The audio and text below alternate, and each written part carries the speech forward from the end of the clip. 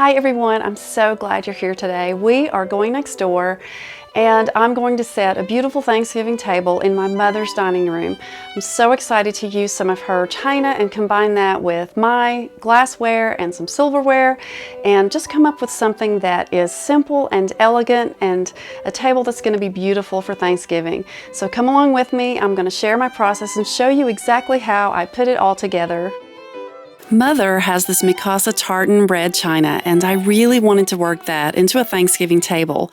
I know red tartan feels more Christmas, but I played around with some other patterns and decided to combine it with Mikasa parchment red. When I'm creating a tablescape, I will usually try a lot of combinations of dishes, linens, etc. until I feel like it's right.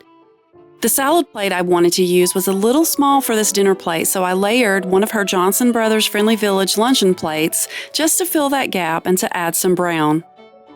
I realized this is more of a winter pattern, but I really liked how it looked. I think the parchment red really complements the other two patterns, and I just love this combination.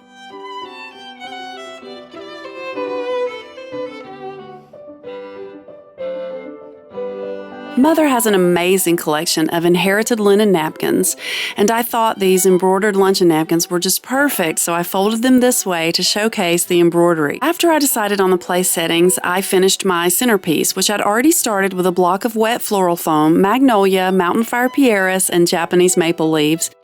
I think this is what really keeps this table from feeling too Christmassy.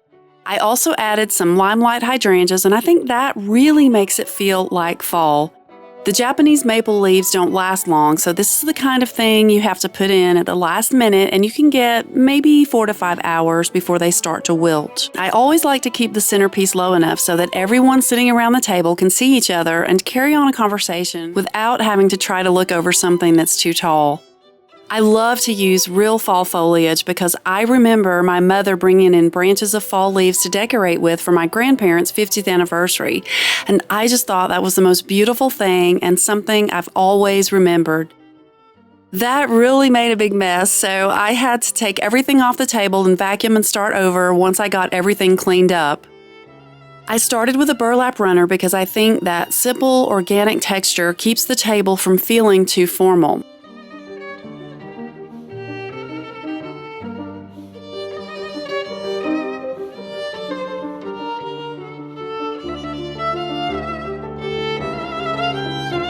Then I added my centerpiece.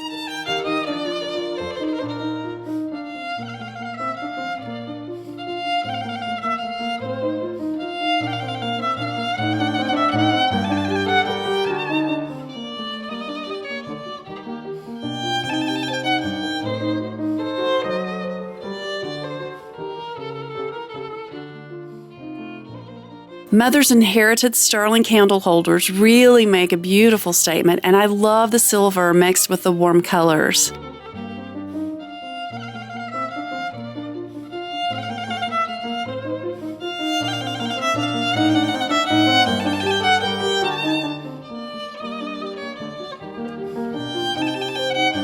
I didn't use placemats or a tablecloth because her table is so beautiful and I really wanted to let that shine. So I used silver trays for chargers. We both have a pretty large collection of these, and they are wonderful to use for chargers.